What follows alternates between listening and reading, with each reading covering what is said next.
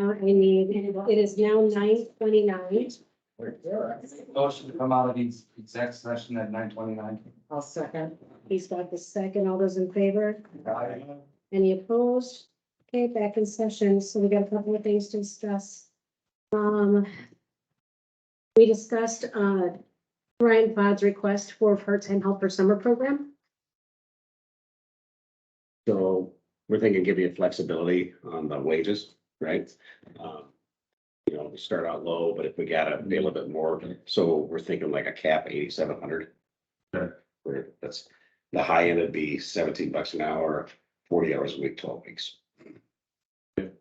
We just figured we'd give you the flexibility. Is that something reasonable? Okay, so we need to have a motion. So I'll make a motion, motion to hire part-time, giving Ryan a cap of 8,700. I'll second. Nikki's got the second. All those in favor say aye. Aye. Any opposed? Motion passes. On Murphy's Pond, there was no decision, so there's nothing to report. Or there was discussion, but there's no need to vote. As far as, let's see here, the other outstanding item was Bulldog Avenue. I'd like to make a motion to allow Brian and Deb to negotiate and to present a solution regarding Bulldog Avenue to the school board. Do we have a second? Nikki's got the second. All those in favor say aye. Aye. Any opposed? Okay, then that motion passes. And then last thing would be the litigation discussion update. John, you want to handle that? Did you start reporting? Yeah, I did. Okay. I know sometimes I miss. Some days.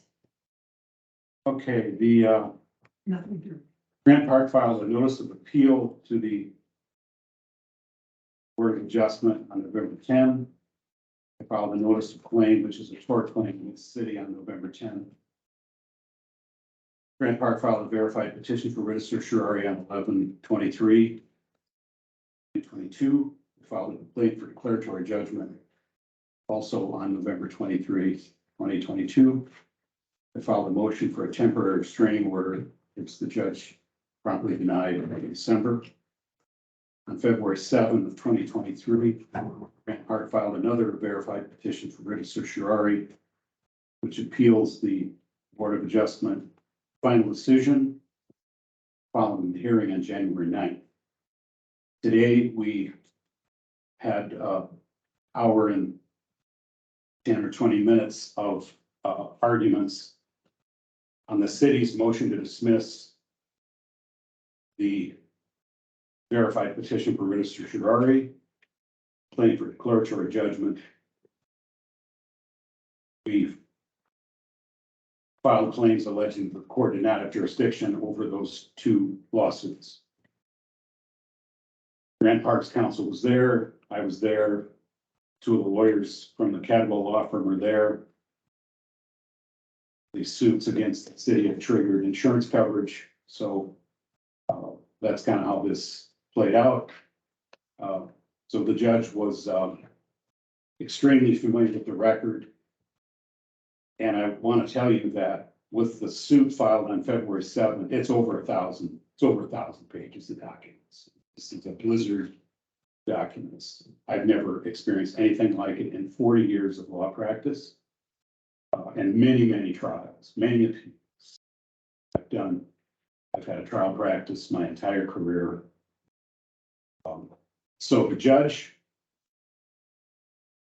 said that he will decide this from the bench on Wednesday, February 22, from 2 to 3.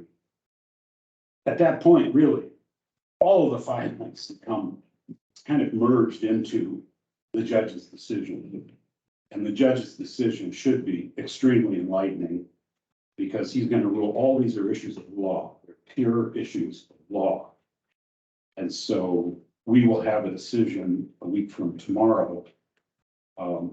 The city will undoubtedly file motions to dismiss the verified petition that was filed on February 7th of 2023 on this largely the same grounds. So I want to give you an inside view that every member of the council is named as a party defendant in the complaint for declaratory judgment or as a party in the verified petition for reassertion. So the city has a big stake in this. Everybody has a big stake in this. And we'll have a decision on it for tomorrow. John, I just want to take a moment to thank you for all your efforts in this. We definitely appreciate it. These are all volunteers. They're lay people. Between the P and Z and this council, they have spent an extraordinary amount of time for nothing, basically, no compensation. The city doesn't have, engineering staff. And so all of this is to protect the taxpayers. The city is charged by statute to promote the health, safety, and welfare of the citizens of Baltic. That's everyone. And there's nothing more important to the city than sewer, water, rights of way, protecting the environment. And so the developer has very defined duties under South Dakota law and under the ordinances of Baltic and under the subdivision regulations. And so the judge is going to decide exactly how that lays out. It's been an extraordinary effort through all the holiday season. The lawsuits in November were filed the day before Thanksgiving. The processor was out serving Deborah at her home, serving Ryan at his home. And so all of this is just what's been necessitated by the 4 lawsuits, basically, if you look at it that way, plus another one now on February 7th. So, Thank you, John. you're welcome. John, Mhm. quick question. For those of us who don't have a law degree, can you tell me what that surest thing, and I didn't, when you were talking about the different dates and aspects? Oh, a risk. What does that mean? Well, okay, state law says that a board of adjustment decision that is adjudicated after a hearing can be reviewed by a court. Court can't just say they're wrong. This is what I am going to do. A judge is supposed to give a limited review in order to ensure that basically the powers of the municipality are being properly exercised. The thing that's been a challenge is there was never a board of adjustment here. I don't mind telling you all this. There never was a board of adjustment hearing on any of the issues that are the subject matter of the November 23 lawsuits. There never was a board of adjustment until Grant Park appealed the joint motion, which asked for the letter and the public announcement and all that stuff.